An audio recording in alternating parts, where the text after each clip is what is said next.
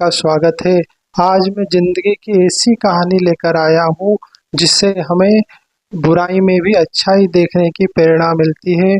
तो मेरे प्यारे साथियों, बड़ी धैर्य से, बड़ी शांति से इस कहानी को सुनिए।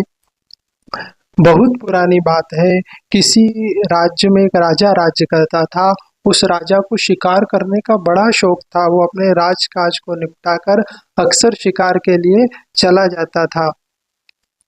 एक दिन क्या होता है कि वो राजा अपने महल में तलवारबाजी का अभ्यास करता रहता है और उस तलवारबाजी के अभ्यास में उसका ध्यान थोड़ा सा चूक जाता है। तो उस ध्यान भटकने के कारण उसके जो है तलवार से हाथ का अंगूठा कट जाता है।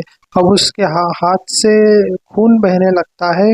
इसको देखकर उसके सिपाही उसके राज्यभेद को बुलाते हैं। राज्यभेद आता है, उस राजा के हाथ की मलहम पट्टी करता है। उसी समय उस राजा का एक बुद्धिमान मंत्री रहता है, वो भी वहां पर आ जाता है और राजा के हाथों में पट्टी बंधी देखकर राजा से पूछता है कि राजा जी ये क्या हो गया। तो राजा सारा वृत्तांत सुनाता है। तो इस पर मंत्री कहता है कि राजा जी जो हुआ बहुत अच्छा हुआ, ईश्वर जो करता है अच्छा ही करता है। उसकी इस बात को सुनकर राजा आग बबूला हो जाता और कहता है कि यदि तुम मेरे मंत्री ना होते तो आज मैं तुम्हारा सिर कलम करवा देता।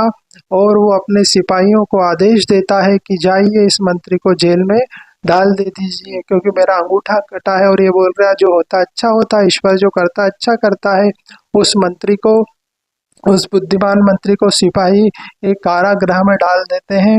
अब दूसरे दिन राजा अपने राजकाज से निपटकर जंगल में शिकार खेलने अपने सिपाहियों के साथ चला जाता है। अब राजा शिकार खेलते खेलते जंगल के काफी अंदर चला जाता है, घने जंगल में चला जाता है और उसके साथी सिपाही भी उससे छूट जाते हैं। अब वो घने जंगल में क्या देखता है कि कबीलों का एक ग्रुप है।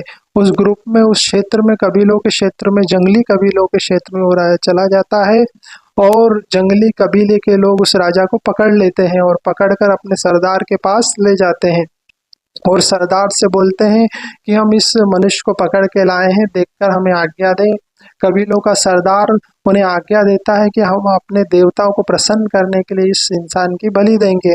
अब राजा को अच्छा बलि के लिए तैयार किया जाता है, राजा को अच्छा नहलाया जाता है, अच्छे वस्त्र पहनाए जाते हैं, अच्छा भोजन कराया जाता है और उसे उस पूजा स्थल पर लाया जाता है, उनके देवता के पास जहाँ उसकी बलि दी जानी है। उसको देवताओं के सामने खड़ा किया जाता है बलि के लिए। इतने में ही उनका जो कबीले का सरदार है वो आ जाता है और राजा के अंग प्रत्यंग को चेक करता है और वो क्या देखता है कि राजा का एक हाथ का अंगूठा कटा हुआ है।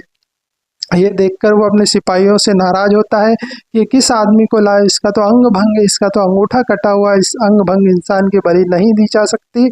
उस राजा को छोड़ दिया जाता है।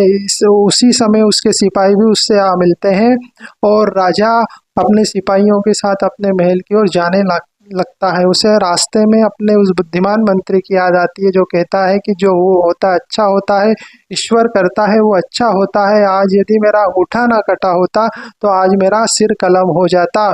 अब वो अपने महल पहुंचकर अपने उस बुद्धिमान मंत्री के पास जाता है जो कि जेल में बंद रहता है।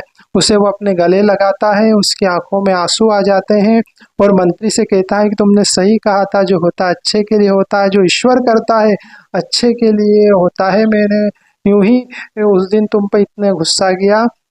अब उस मंत्री को जो है महामंत्री बना दिया जाता है। मेरे प्यारे साथियों, इस कहानी से हमें प्रेरणा मिलती है कि जिसे बुराई में भी अच्छाई देखने की कला आ जाती है, वो आनंद और शांति का उपहार पाता है। और हम इस कहानी से ये भी प्रेरणा मिलती है कि जो होता है अच्छे के लिए होता है, जो ईश्वर करता है अच्छे के लिए करता है, क्योंकि ईश्वर बड़ा दयालु है, बड़ा कृपालु, हमसे प्रेम करता है। इसलिए हम सारी चिंताएं छोड़कर हम ईश्वर से विश्वास रखें, ईश्वर से निस्वार्थ प्रेम करें, क्योंकि निस्वार्थ प्रेम का, निस्वार्थ भक्ति का यही साधन है कि जिसे चाहो उससे कुछ न चाहो, क्योंकि जो परमात्मा चाहेगा वो हमारे भले के लिए चाहेगा। परमात्मा वो नहीं करता जो हम चाहते, परमात्मा वो करता है जिसमें हमारा भला हो। इसलिए प्रभु उसे हम प्रेम करें, निस्वार्थ प्रेम करें, निस्वार्थ भक्ति करें, क्योंकि उसके फैसला जो होता है वो हमारे लिए अच्छा होता है, क्योंकि वो हमसे बहुत प्रेम करता है, बड़ा दयालु और बड़ा कृपालु है। इस पर मुझे बड़ी सुंदर लाइनें याद आ रही है कि तेरे फैसले पर मैं सवाल ना उठाऊं, तेरे फैसले पर मैं सवाल ना उठाऊं, यही मेरा इश्क है। धन्यवाद मेरे प्यारे